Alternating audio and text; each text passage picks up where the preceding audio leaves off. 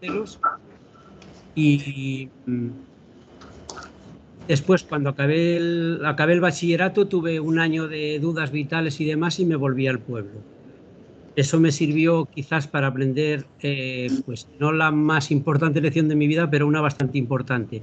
Estuve un año allí viviendo de lo que ganaba, y lo que ganaba era en jornales haciendo de leñador en el monte, tirando pinos, sacando madera y demás. Era muy romántico aquello, pero era muy duro. Entonces eso me hizo espabilarme, y como siempre me gustaba mucho lo de escribir, la cosa que más veía yo que podía tener vinculación con la escritura era el periodismo. Me fui a Madrid, me matriculé en la Facultad de Ciencias de la Información, hice periodismo y a los 5 años pues me licencié, y luego volví a tener otra crisis por decirlo de alguna forma, de identidad y demás, y estuve buscándome la vida con diferentes oficios que pasaban desde, bueno, castañero, un puesto de castañas, bisutería, vendedor ambulante de fruta y demás. Bueno, todo eso me hacía espabilarme a que con eso se podía vivir, pero bastante mal. Preparé unas oposiciones para Radio Nacional, saqué la plaza de redactor en Burgos. Entonces Burgos, la emisora de Burgos era la cabecera territorial de Radio Nacional de España en Castilla y León. A los 5 años, eso fue el año 84, en el 89 trasladaron el centro territorial a Valladolid, y a mí me dieron la opción o irme a Valladolid o elegir un destino en cualquier otra emisora, y por motivos familiares de la parte contratante, de la otra parte contratante de mi mujer y demás, que es de Andalucía, pues me pedí el traslado a Sevilla, y ahí he terminado de desarrollar toda mi carrera como periodista en Radio Nacional de España en Sevilla. Y ya está. Y paralelamente pues he ido un poco eh, cumpliendo con mi devoción, que era lo de la escritura y demás, y ya está. Quizás conozcáis también el libro anterior que salió a este, que Así es titula, ¿no? Pájaros y Bruma, exacto, sí, que se vincula muchísimo con el alma emocional del Valle de Caderechas, y que habla sobre todo de eso, de la despoblación, de la gente que vive allí o que ha vivido allí y que ya no se puede vivir. Es una especie de rebelión contra el olvido y demás, pero bueno, ya está. Ese libro es un poco más biográfico, entonces, ¿no?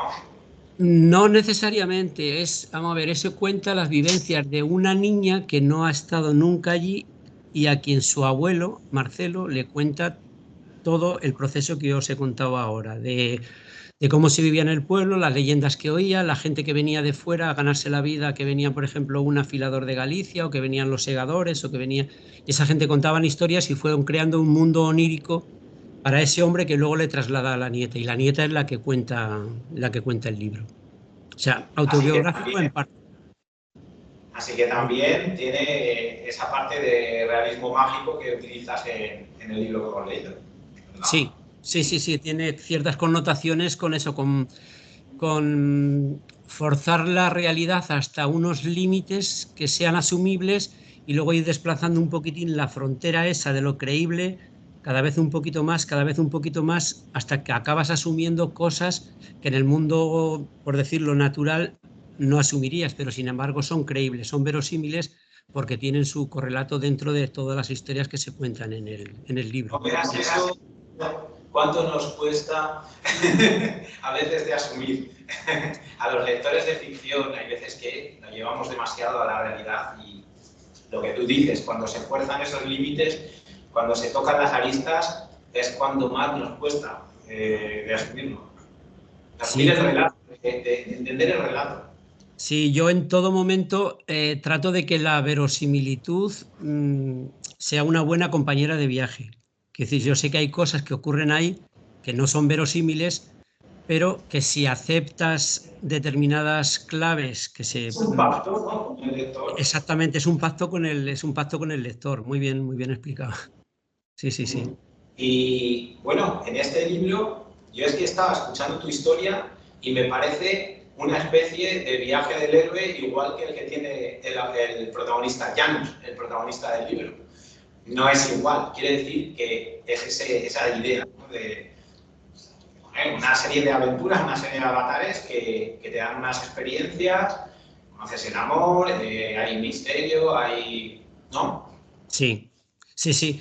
Hombre, de alguna forma no deja de ser un viaje iniciático, porque es un muchacho que a diferencia de cualquiera de nosotros, en este caso concreto en el libro, no conoce su origen. Nosotros, posiblemente todos los que estamos aquí delante de la pantalla y demás, sí que conozcamos nuestro origen, pero nadie conoce su destino en realidad.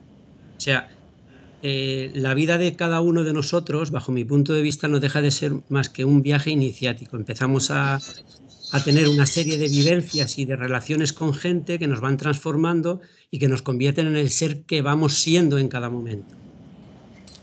Claro. Bueno, si queréis preguntarle, a ver si estoy yo aquí disparando y vosotras, ¿habéis leído el libro? Sí. Con lo cual podéis hacer lo mismo que yo. ¿Se nos oye? Claro. Yo y a mí tenéis que hablar así más alto. ¿Se oye? Sí, ¿Se sí. oye bien? Sí, se oye, más o menos se oye, sí. Yo lo primero que pensé cuando vi tu nombre, los apellidos García González, digo, ojo, igual es que no es de mi madre. O sea, que también es burgalesa. Sois Sí. castellanos de la zona, ¿no? ¿Se oye? Se te oye un poquito entrecortado, pero más o menos te entiendo. A mí el libro me ha envuelto. O sea, lo he leído muy fácil. Lo que pasa es que acceder a ese mundo de fantasía, pues tampoco estoy acostumbrada. Me ha recordado, no sé por qué, me imagino que por algo, a Edith Fromm. No. Ahora se me va bien el nombre de... ¿A qué libro? El libro de la cosa. Humberto Eco. Sí, Humberto Eco. Me ha recordado mucho al libro El nombre de la rosa, que lo tengo en casa, no lo he repetido porque siempre me ha gustado muchísimo. Y yo no sé si por el contexto... Si La atmósfera. ¿Perdón? La atmósfera que se respira tiene muchas similitudes con eso. De alguna forma... Sí, perdona, sigue, perdona. Sí, lo que quería decir es que de alguna forma tanto el lector como el autor somos un poco herederos de lo que hemos leído, de nuestras vivencias personales, pero también de las lecturas que hemos hecho. Y en este caso, sí, se nota la atmósfera, en algunos momentos se reconoce ahí. Se repite un patrón en el tiempo, de vivencias, incluso del físico de los personajes. Sí. Y sí, a mí me ha trasladado a aquel monasterio también de copistas, de estudiosos. Claro. Ahí lo que ocurre... He perdido el sonido vuestro. Vale, no, ya está. Que digo que ahí lo que ocurre ahí conviven dos tiempos distintos. Conviven por una parte el final del medievo con lo que eso significa de oscurantismo, de retraso cultural y demás, y el principio del Renacimiento. ¿Qué ocurre? Que son dos épocas que conviven y que se interrelacionan bastante. Y entonces el nexo de unión de esas dos épocas, pues de alguna forma son los monasterios y las abadías, donde se conserva todo el saber y donde la gente que acude a esos sitios es la gente que se comunica por decirlo de alguna forma, con el futuro, con lo que es el conocimiento y con lo que es la ciencia.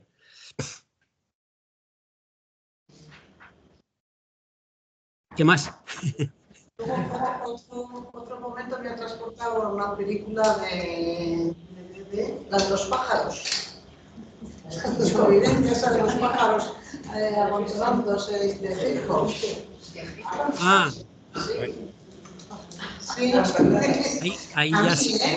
Ahí sí que puede ser ya una pura coincidencia. En lo otro sí que yo reconozco que hay una influencia muy, muy clara como de otros diferentes autores, pero lo de los pájaros no, vamos, quizás la escena y tal, lo que pasa que no deja de ser una alegoría también de las migraciones que hay de gente, tanto de personas como de animales, que van de un sitio a otro y de gente que, por ejemplo, que tiene en el tema de las migraciones un factor que le va mediatizando.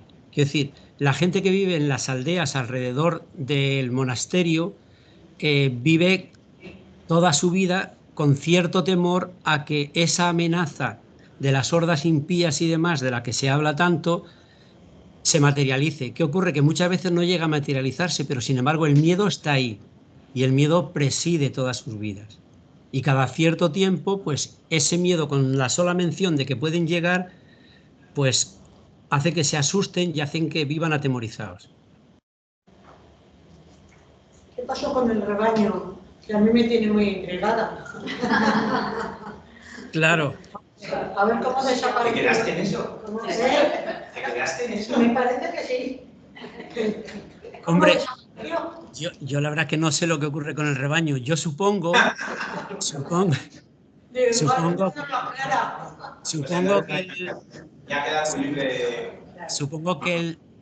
que ese macho cabrío con simbología demoníaca se lleva el rebaño. Entonces, de alguna forma, eso es el empujón que Janus necesita para tomar la decisión de marcharse. Entonces, te quedas ahí con la duda, te puedes quedar con la duda de si es bueno o es malo que haya desaparecido el rebaño. Es malo en el sentido material, porque se supone que su dueño le va a pedir cuentas y demás, pero es bueno porque le obliga a tomar la iniciativa de marcharse. Claro, Buscarse a sí mismo.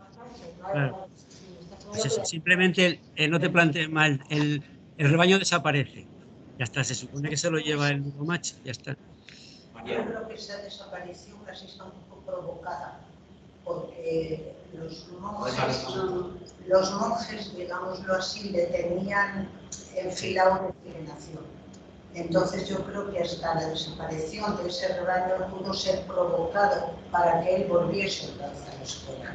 Claro. Y en cuanto a lo que comentaba antes de Humberto Eco, del nombre de la rosa, que era efectivamente, yo lo entiendo así, la desaparición casi del medioevo, casi ya contra el Renacimiento que está sonando. Yo creo que lo que hay aquí es un cruce casi más, o yo al menos lo entiendo así, con el mundo oriental y el occidental. Sí, sí. Que nunca queda del todo claro, ¿no? Bajo mi punto de vista. Hay mucha mezcla de los dos mundos, pero que no quedan nunca definidos. Porque mismo te habla de tratados. Así son las fronteras, ¿no? Las fronteras son siempre indefinidas, ¿no? Eso es. Sí. Claro. He visto eso. Pero bueno, me parece un poco extemporáneo, la verdad, meter aquí el tratato de Wittgenstein. No te ríes si hablas más. Espera, lo último no lo he entendido. ¿Qué te parece extemporáneo el qué? Es que oigo fatal. Que entre esos dos mundos me parece Sí. un poco atrevido meter porque tampoco nos da una fecha definitiva o aproximada de cuándo está ocurriendo la historia, ¿no? Nos la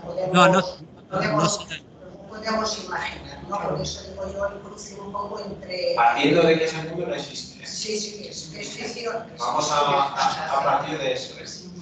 Vamos a hablar de otro planeta. Sí, nos da unas coordenadas determinadas para orientarnos un poco en el tiempo, digamos así. Pero meter ahí de repente esos dos cruces, pues el Tribun y el Quadrivium por una parte, el Tractatus de Wittgenstein, que era lo que se intercambiaba con Russell, me ha parecido un poco extemporáneo para la época en que yo creo que está colocada la historia pues eso, un cruce casi entre el este y el oeste, pero de alguna forma antigua, y de repente meter unos términos que son tremendamente actuales. ¿Cómo cuál? Pues que no. ¿Cuáles son los términos actuales que no encajan? Es que no lo... Meter el famoso Tractatus de Wittgenstein, que es de 1910 o 12, las cartas que se escribía con Bertrand Russell, ¿no? Ah, no. Sí, para nada. No sé si está, pero está. Eso es lo que me ha parecido. Me chocó. Igual. No. Vamos, yo concedo que la época, que la frontera de la época y de los territorios es difusa, pero la historia se puede ubicar tranquilamente en torno al 1500 poco, donde conviven el mundo medieval y el mundo renacentista, que no paran de un año, se pasa de una época a otra, y también las fronteras geográficas. O sea, tú lo puedes situar donde habéis dicho antes, en la abadía de, no me acuerdo cómo se llama, la abadía del Nombre de la Rosa, pero lo puedes colocar también en un monasterio tibetano. Es decir, es lo suficientemente difuso como para que el lector ponga de su parte el lugar que a él le parezca mejor en función de lo que he dicho al principio, de las vivencias que haya tenido o de las lecturas que haya hecho. A lo mejor encuentras concomitancias con cosas, pero... A mí, por ejemplo, hablando precisamente de esto, el personaje de Janus en ocasiones me parece como si fuera... Yo tampoco tengo mucho conocimiento del budismo o del taoísmo, pero como si fuera una especie de pequeño Buda o de Mesías, de esa... no sé, igual... Claro, vamos a ver. Como si fuera un elegido, como si dijéramos. Claro, es que vamos a ver, todos los personajes tienen su, por lo menos, mira, voy a contar muy brevemente por qué escribo el libro. El libro lo escribo porque Claro. tengo una imagen. ¿Cuáles eran los orígenes de todo Claro, esto? tengo una imagen muy recurrente y tengo también una idea muy recurrente. La idea muy recurrente es cada vez que me miro al espejo, hace años, me planteo, es una tontería, pero me planteo, ¿realmente eso que se refleja en el espejo soy yo? ¿Soy yo en este momento? ¿Soy yo hace un tiempo o es otra persona? Entonces, esa idea me venía a la cabeza y yo digo, "Uf". Y un día hablando con alguien me dice, joder, el otro día me levanté de la cama y no sé si no había despertado del todo que, dice, me miré al espejo y vi a mi padre. Tú te puedes imaginar esas ideas, lo que alguien que se está comiendo el tarro, lo que supone, ¿no? Y luego tenía la imagen recurrente de la que os hablo, que me venía pero muy frecuentemente a la cabeza, eran dos jóvenes, un chico y una chica, que estaban en una especie de túnel, ¿vale? En un sitio pues, un túnel entre telas y tal. Y yo decía, no sé qué conexión hay algo, porque yo funciono un poco así, no sé qué conexión hay entre una cosa y otra. Bueno, pues yo seguía con mi historia y con mi elucubración en unos términos y en otros términos. Y un día cayó en mis manos una biografía de Paracelso, ¿vale? Y yo vi que Paracelso, que murió en 1500 poco o así, era un hombre súper adelantado a su época. Vamos, de hecho, tengo por aquí lo que escribió, lo que ordenó escribir en su epitafio. Espérate, no sé, lo tenía por aquí hace un ratillo. Algo así como: con artes maravillosas curó enfermedades horrendas, lepra, hidropesía, y donó todos sus bienes a los pobres, ¿vale? A mí aquel personaje me sirvió para de alguna forma anclarlo delante de esos espejos en los que yo me planteaba preguntas tontas y yo decía, digo, claro, es que este hombre podía estar mirando a un espejo y descubriendo cosas del futuro. Y de ahí surge la novela, de ahí surge de los espejos que no reflejan, que no se atienen a las reglas de la simultaneidad ni de la simetría y que pueden estar reflejando cosas de algo que no está justo delante, sino que está en otro tiempo. Y de ahí viene la búsqueda. Y luego el personaje de Janus, tanto Janus como Ise, los dos personajes que aparecen ahí en el túnel ese del que yo os hablo, son los que aparecen al principio en la feria esa en la que el tuerto está ganándose la vida con un espejo que tiene unos poderes que se desconocen, ¿no? Entonces los nombres de esos dos personajes, de Janus y de Ise, yo no sabía qué nombres ponerlos, pero yo pensaba que tenía que buscar unos nombres un tanto especiales, ¿vale? Entonces yo pensaba, digo, Janus, pues es de alguna forma el que representa la masculinidad dentro de lo que sería la novela, ¿vale? El elemento masculino. Y Janus, yo lo tomo de Janus y de Jano, el dios bifronte, un personaje que abre puertas, y yo decía, digo, es que este personaje tiene que abrir puertas, las de sí mismo, porque va a ir descubriendo cosas que son de su pasado al que pertenece y también cosas de su destino, ¿vale? Y luego, por otro lado, Ise es un personaje, es una poetisa japonesa del siglo IX que también representaba un poco el alma de Japón antes de que llegara ahí el budismo. De alguna forma, esos dos personajes son los que configuran lo que luego se supone que es el carril por el que va a circular la novela, con el tema también de que hay una leyenda alquímica que dice que los espejos se crearon a la vez que se creó el mundo y que de una parte de ellos se adueñaron los demonios. Entonces, de esos espejos de los que se adueñan los demonios es de los que el pueblo de los hombres felices que no quieren ver ni un espejo se tienen que adueñar de ellos para quitarle el poder a los demonios. Y entonces, en torno a esa leyenda es en la que se configuran todas las historias que van tejiéndose en el libro. Sí, sí, lo ubicáis ya más en el tiempo, ¿no? Sí, a ver, es muy interesante porque parece una novela encajada en estos tiempos de hoy, un poco anacrónica. O sea, parece como una historia de estas mitológicas, bueno, pues de estas clásicas que se escribían antes, sí. y muy filosófica, con lo cual, igual es eso, que a veces nos cuesta al lector, porque no estamos habituados a leer este tipo de género. Por eso te preguntaba por qué habías elegido este género. Igual tu mundo, tu vida interior te lleva más a eso, a elegir la fantasía y esto. Sí. Tus lecturas, puede ser, sí. ¿no? Quizás yo creo que es un poco todo lo que os he dicho al principio, lecturas, vivencias, en fin. Pero hay yo creo que sirve bastante la nota del autor que viene al principio del libro, donde se cuenta un poquitín qué es lo que ocurre. O sea, qué es lo que ocurre a la hora de escribir el libro. Quiero decir, el libro se escribe a través del autor, pero en realidad estamos hablando de un tiempo. Vamos a ver, ahora mismo, con la vorágine de los sucesos que ocurren cada día, tú quizás no te acuerdes de muchas noticias que ocurrieron antes de ayer. Sin embargo, en el libro, Eso claro, pasa. en el libro el tiempo está parado, por decirlo de alguna forma. El tiempo se va moviendo a la vez que se van moviendo los personajes, cosa que en la actualidad no ocurre. Y luego, por buscarle una concomitancia Es una con... metáfora, ¿no? de nuestro tiempo también. Claro, y entonces, por ejemplo, el papel que juegan los espejos ahí en el libro se pueden utilizar o para el bien o se pueden utilizar para el mal, como algunas de las cosas que ocurren ahora. Quiero poner un ejemplo que a lo mejor es un poco distópico, ¿no? Las redes sociales. En función de la utilidad que le demos, se ha congelado la imagen otra vez. No sé si me oís o no.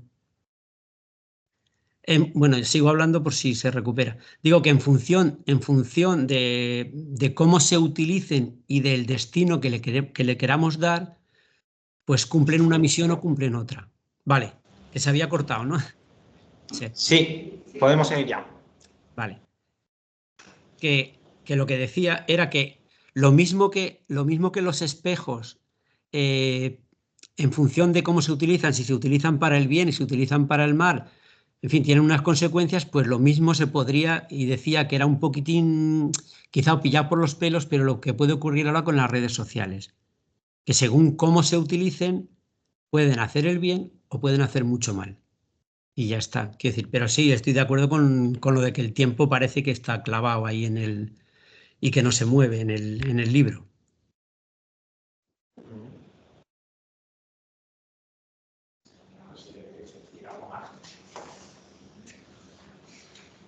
Luego hay otra cosa que te quería preguntar. Yo creo que haces especial hincapié en que la novela sea intensa a nivel emocional. Sí. ¿No? Sí, sí. Sí. Esto te preocupaba, ¿no? Pues eso, el saber transmitir bien las emociones de los personajes que son muy intensas, ¿no? Como por ejemplo, pues eso, el amor entre Ise y Janus, ese sentimiento de orfandad también de Janus. Sí, sí, y ese desconocer también, desconocer también su origen y de a partir de cierto momento tener ciertas intuiciones de cuál es su origen y si con ese origen tiene él algún débito, o si tiene, por decirlo de alguna forma, algún destino que buscar. Yo creo que eso también es una reflexión que podemos hacer cualquiera de nosotros y de alguna forma el libro hace esa propuesta. Quiero decir, en el libro, Janus, cada decisión que toma, da la impresión de que es un giro de guión en su vida. Y en realidad, si te das cuenta, no es un giro de guión en su vida. Cualquier decisión parece como que estuviera ya escrita de antemano. Parece que estuviera ya decidida para que confluya en un final predeterminado. Pero que es que eso mismo lo podemos pensar de cada uno de nosotros. O sea, cada cosa que nos ocurre, podemos pensar que es una decisión nuestra, en realidad es una decisión nuestra, pero nos conduce hacia un camino que a lo mejor no nos habíamos planteado, pero que resulta que sí que era nuestro destino. Yo sé que es un tema un poco filosófico de alguna manera, pero es que es así, yo lo siento así. Es algo que vemos mucho en la literatura, ¿verdad? Pero Sí. estás hablando, por ejemplo, del predeterminismo ahí, ¿no? De una teoría filosófica, como tú dices. Y la dichosa pelea siempre como el determinismo, sí o no, ¿no? Pero Sí, lo que hago, sí, de alguna forma sí, sí. Yo lo que echo un poco de menos en el personaje de Janus es que da como cierta importancia mientras está en la escuela a la famosa reunión de la controversia, de que se van a reunir los sabios de alrededor para plantear, se supone que las dudas o las novedades sobre los expertos. Sí, ¿no? Las novedades sobre los expertos, pero sin embargo pasa por encima de ello. No da ninguna pista sobre lo que hablan y él está unas cuantas páginas preparándose para la controversia, preparándose sus cremas, preparándose, y sin embargo le pesa más lo emocional, el ir a salir a buscar a ese o lo que sea, y esa parte para mí se queda como un poco descolgada, como un poco... Claro, pero ahí están presionados. Tenemos afiladas las críticas, José María. Perdona, ¿qué?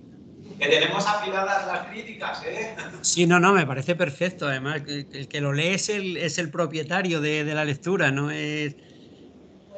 Vamos, estoy de acuerdo con eso, y la única justificación que tiene es la urgencia de salir corriendo porque se supone que van a llegar los que no querían que llegaran. Quiero decir que esa es la justificación, pero sí, estoy de acuerdo que ahí se abren unas expectativas que luego no se cumplen. Pero bueno, como diría el otro. Claro. Esto de los nombres que antes hablabas de que habías buscado los nombres adecuados para los personajes, también te pasa me imagino, con los topónimos que has elegido. Eso de la tierra de los hombres felices, esto es también una metáfora. Sí, eso evidentemente es una metáfora, pero de alguna forma es un guiño que yo hago a mi valle, al Valle de Caderechas. Vamos a ver, tengo... Claro, vamos a ver, ahí confieso que no he podido poner ninguno de los nombres del valle porque desbarataría absolutamente todo. Cualquier nombre de esos desbarata la coherencia nominal, por decirlo de alguna forma de eso, pero sí que están de alguna forma reflejados no en los nombres, pero sí en el ámbito que tienen las aldeas. Son aldeas pequeñas, todas ubicadas en un valle, habitadas por gente humilde que se ganan la vida trabajando muy duro. Eso está en el libro. Y luego, vale, eso es el guiño que yo hago a las aldeas de la zona del Valle de Caderechas. Y luego hay otro mensajito que es que, claro, se busca o no se busca, los nombres de las aldeas están muy buscados por mi parte, ¿vale? Entonces no todo el mundo, a todo el mundo le puede parecer lo mismo que ella decía antes, que ahí desarrollan mucho, pero luego al final nos quedamos con las ganas. Bueno, pues en este caso, por ejemplo, los nombres de las aldeas están muy buscados, igual que los nombres de Janus y de Ise, están buscados con una lógica que a mí me movía a la hora de escribir la novela, que son la sombra, la mirada, la sonrisa, el silencio y el suspiro, ¿vale? Entonces, cada uno de esos nombres está a una distancia determinada de lo que es la abadía y tiene un significado. Quiero decir, cuando Janus está con las dudas que está, él está en la sombra, porque lo que tiene es confusión, le falta luz, ¿vale? Entonces, cuando alza un poquito su capacidad de reflexión y empieza a buscar una solución, llega a la aldea La Mirada, ¿vale? Que ya se supone que está observando, que está reflexionando. Y luego ya, cuando llega a una conclusión, llega a la aldea de la Sonrisa, que se supone que le transmite cierto optimismo porque está llegando, está viendo algo, está viendo que hay una salida. Luego el silencio, pasa por el silencio, que es la reflexión de lo que va a hacer, y el suspiro, que es la última aldea que le conduce a la parte de arriba. Y al otro lado de la frontera, está el viento que se lo puede llevar todo. Y más allá todavía, más allá de la última montaña, de la montaña más azul, está el reino de los hombres felices. Quizás un territorio inalcanzable o lo que cada lector quiera. Y hay un desierto terrible. Y hay un desierto entre medias, claro. Un desierto que también puede ser una metáfora de vas a pasar un periodo en el que no vas a ver absolutamente nada y vas a sentir una soledad tremenda. Esa parte, la más onírica, en la que luego se encuentra rodeada de espejos, etcétera. Sí, sí. Bueno, como todos hemos leído el final. Bueno, claro, como todos los habéis leído, ya está. De alguna forma, el libro empieza en una caverna donde él está encerrado y donde se produce todo el proceso ese que yo os he dicho, del nombre de las aldeas. Lo que pasa es que él está encerrado, está en un sitio del que se supone que van a venir a sacarlo y del que al final va a salir. Entonces, esa primera escena se corresponde como continuación con la final. Y ya una frase final, en la página 275, por si lo queréis mirar, en la final, dice: ha tardado mucho en darse cuenta de algo que con facilidad ve ahora. Su vida, como todas las vidas, solo es, quizás, un vertiginoso espejismo, el mero reflejo engañoso de sí mismo, encerrado en esa cueva o en un sueño o un espejismo. ¿Esto qué era? Como lo que sentías cuando mirabas el espejo aquel día. Claro, vamos a ver, de alguna forma yo creo que eso es una cosa que cualquiera que lea el libro puede sentir en diferente grado. O sea, uno se lo pueden creer como algo, como dogma de fe, y otros pueden decir, pues mira, en parte lo asumo. Pero de alguna forma el libro también lo que propone es eso, es una búsqueda de uno mismo a través de estos personajes. Un asunto sobre el simbolismo de los colores que se mezclan al final, el verde, el azul y el negro, y forman el espejo perfecto, podríamos decir. Sí. ¿Qué simbolismo tiene eso? Yo he pensado un poco en los distintos aspectos de la personalidad a lo largo de la vida de una persona. El color azul... ¿El color azul para ti qué es? ¿Perdón? El color azul, ¿qué significa para ti? Pues la serenidad, la paz, la tranquilidad. ¿Y también la distancia o no? Bueno, sí, puede ser. El verde, la inquietud, la búsqueda, la esperanza. El negro, pues las penurias de la vida, digamos, que al final conforman una personalidad. Ahí en los colores las reacciones del lector han sido, por ejemplo, en una presentación en Elda, Alicante, este verano hubo cierta discusión entre dos lectoras, que una decía algo así como lo que tú dices, y para la otra persona el azul era la distancia y el amor. Y yo digo, bueno, pues yo no me había planteado eso, pero está bien visto. Yo qué sé, es que eso es... que muchas veces el mensaje del autor tiene interpretaciones que a lo mejor no casan con la idea original de quien lo ha escrito, ¿sabes? Esos aspectos, claro. Que al final forman los distintos aspectos, de la vida de una persona, el momento de la juventud, en la madurez y al final de su vida, cuando ya puede que el espejo refleje su verdadera o entienda a la persona que lo que es su vida o ha sido su vida, su esencia. Sí, sí. Y a la hora de explicar lo que son los espejos, porque tú das muchas interpretaciones, o al menos para mí, algunas veces hasta confusas, ¿no? Por un lado, los espejos como la parte no real, no visible, lo que no se ve en la realidad, aunque por lógica son la representación más manifiesta de lo que es la realidad. Es que no me acuerdo yo nunca de anotar las páginas, pero hay un par de páginas que yo las he interpretado así, como algo que no se ve, como lo que está detrás, que un espejo está ahí delante, pero que no ves ningún tipo de reflejo, cuando por otra parte el espejo en sí es la representación casi pura de la realidad, de lo que se está viendo. Claro. Sí, es una naturaleza.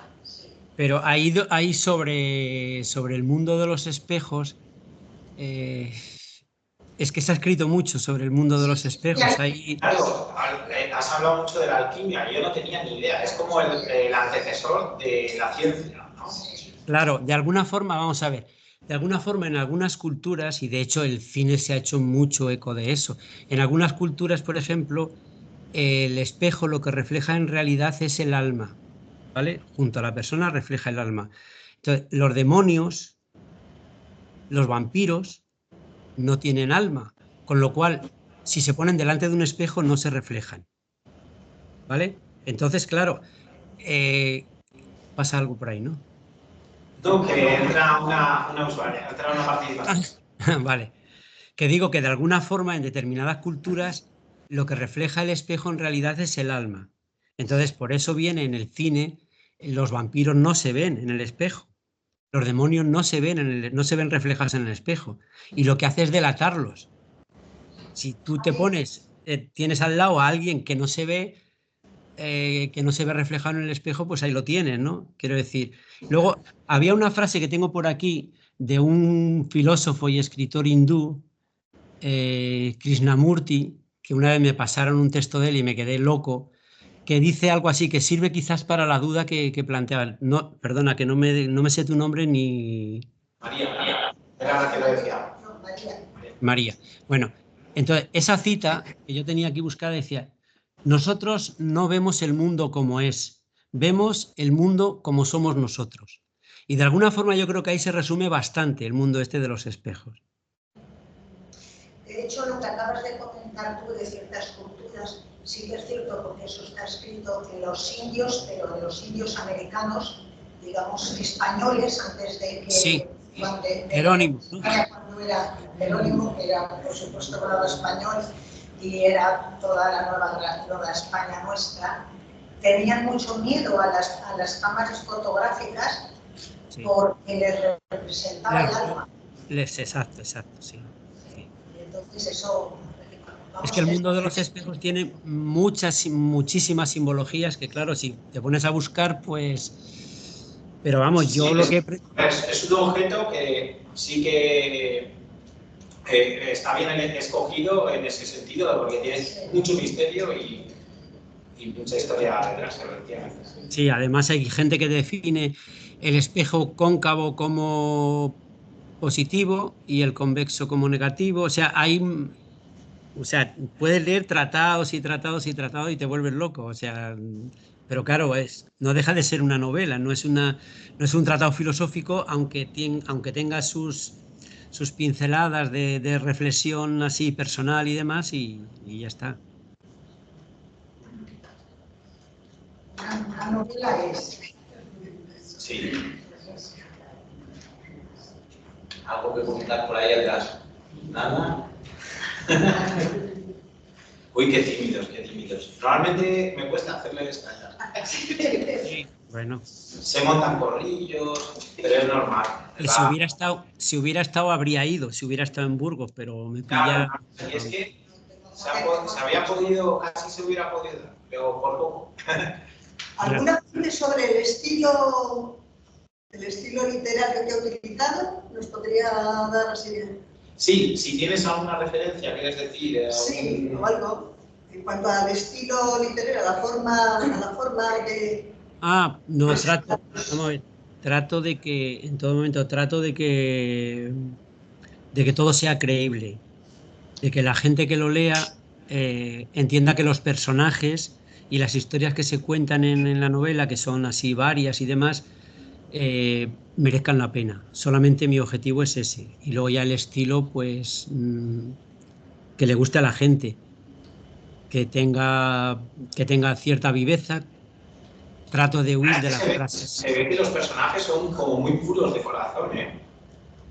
Sí, bueno, en este caso, en la novela, en la mayor parte sí. Los malos están muy Ahora está desdibujados. fuera. Claro, ahí está, los malos están muy desdibujados. Eso es una constante bastante frecuente en lo que yo escribo.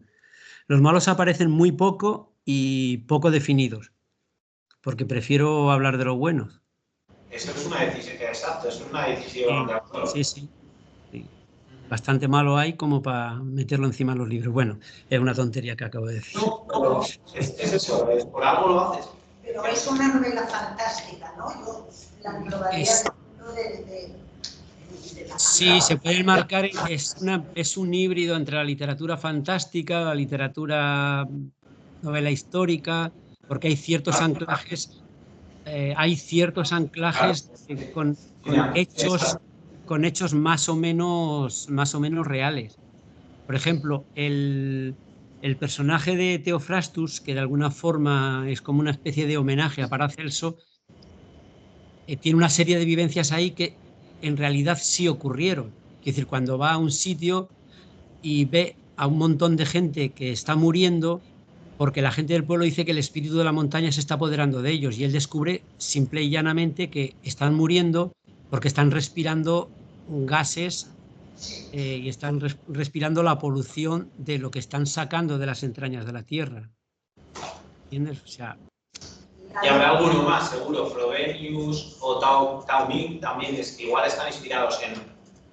Y luego la alusión al trivium y al quadrivium también no es nada fantástico.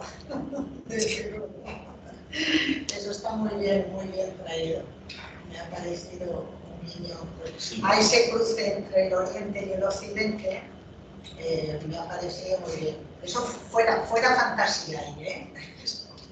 claro, pero yo creo, es lo mismo que cuando habéis preguntado, no sé si ha sido Fernando quien ha preguntado, el tema de realismo mágico y demás. Es un término que está muy machacado, muy tal. Sí, estábamos adentro. Pero hombre, que de alguna forma lo mágico también forma parte de nuestras vidas. Es decir, hay veces que te cuentan cosas o que tú vives cosas que dices, no puede ser, porque tiene una serie de elementos que tú has asumido como verdaderos. Sí. Claro, que te conducen a una situación que dice, bueno, ¿esto cómo ha podido ocurrir? Bueno, pues ocurren, ese tipo de cosas ocurren. Lo que no puedes es vivir siempre en una nube, ¿sabes? Pero yo creo que, en fin, que es defendible y que de alguna forma los personajes... Claro, lo que tú dices, no se puede vivir en una nube ni tampoco anclados a la razón pura. Claro. Eso es. Bueno, ¿qué? ¿Más cosillas para...? ¿Estás escribiendo algo, José María? Sí, estoy escribiendo ahora, estoy intentando deshacer un nudo muy grande en una cosa que estoy escribiendo y entonces no sé. Sí, pero es una cosa además que tendría que ver con el sitio del que procedo. Vale, no continuar la historia, sino otra... No, es otra cosa distinta. Lo que pasa es que al final la crítica que se puede hacer a algunos autores es que siempre escriben la misma novela, con diferentes versiones y demás. Yo en mi caso creo que no, porque si leéis Pájaros y Brumas veréis que no tiene absolutamente nada que ver con esto, ¿vale? Y luego también estoy pendiente de si alguna editorial tiene a bien publicarme una novela que se llama Solo la niebla, que fue finalista del Premio Azorín del año pasado. pero estoy en busca de editor. Simplemente fue finalista y ya está. Pero sí, estoy intentando, vamos, lo de escribir es que no podría no escribir. Otra cosa es que luego eso me conduzca a algo o acabe en algo consistente, ¿sabes? Esa es la cosa. Está muy bien que viviendo en Sevilla rememores tantas cosas castellanas, ¿no? Luego la tierra tira. Tira muchísimo, tira Claro, los muchísimo. orígenes están ahí. Porque llevas mucho tiempo en Sevilla y... Sí, llevo mucho tiempo, pero yo creo que, vamos a ver, el territorio de la infancia no se lo pueden robar a nadie. Y de alguna forma yo creo que eso mediatiza muchísimo. En la forma y las vivencias de niño y todo eso, yo, el que está aquí dentro, vive en el pueblo todavía. Y yo creo que voy a seguir viviendo ahí siempre, aunque cuando vaya me eche a llorar porque veo que no hay nadie, que el pueblo está abandonado, que lo mismo que me pasa cuando circulo por otras O sea, que comarcas. no estás forzando el intentar quitarte el acento, ¿no? Andaluz. No, que va, no, incluso amigos que tengo ahora cuando vaya, Una cosilla, sí. me dice, ¿qué acento tienes? Digo, no tengo ningún acento, yo hablo burgalés, sí. Vamos y vamos. Pedagogos cuando las cerezas. Y así tienes muchas cosas. Sí, tengo más o menos dos citas al año obligadas por motivos familiares y demás. Uno es ahora la Navidad y otros son las fiestas del pueblo, que son en torno a San Roque, por ahí, Nuestra Señora, por ahí más o menos. Y luego si tengo un pretexto, así más o menos que lo puedo vestir bien, digo, me voy a Burgos. Pues el año pasado, por ejemplo, en el club de lectura de nuestro barrio, eh, estuve porque habían estado leyendo Pájaros y Brumas y me dijeron, tú no sé qué, no sé cuánto. Digo, pues espérate, porque y si no tengo viaje por ahí ni tengo ninguna historia, a lo mejor voy, si puedo, si me lo permiten mis obligaciones, sobre todo ya familiares. Así Bueno, que pues sí, aquí te espera el fresquito, ya lo sabes. Eso es perfecto. Ya menos, pero. sí, sí, sí. Ya tengo la ropa más o menos ahí de abrigo para subir. Ahí no hace mucha falta, ¿verdad? No, aquí sí, aquí también, ¿eh? Sevilla es muy Vamos, fría. no. Vamos a ver, Estarás harto de que te lo pregunte. no, exacto, no se puede comparar en absoluto, pero bueno, cuando llego ahí dices, coño, sí que es verdad que hace frío en Burgos. Bueno, pues muchísimas gracias. No solo por el encuentro, sino por el libro, porque te hace evadirte, o sea, te hace marcharte lejos. Y a veces la literatura nos ayuda a eso, a escapar un poco de nuestro problema y además a mirar un poco en nuestro interior, que era, yo creo que un poco tu intención. Ujú, muy bien. Y yo, en fin, os agradezco que la invitación a compartir con vosotros los comentarios y demás. Y os agradezco mucho eso y además que para mí es un lujo de hablar con la gente que te lee. Ya está.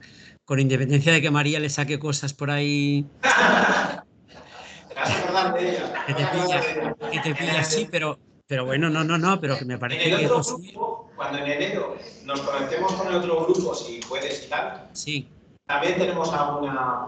Así. alguna María. También tendremos ocasión de. ¿Vale? Vale. Pues nada, muchas gracias, le damos un aplauso. Sí. Gracias a todos vosotros. Muchas gracias por todo, José María. Que muchas gracias y ya hablamos de la próxima cita. Hombre, ¿Vale? Feliz Navidad. feliz Navidad. Feliz Navidad a todos. Gracias. Chao. Chao.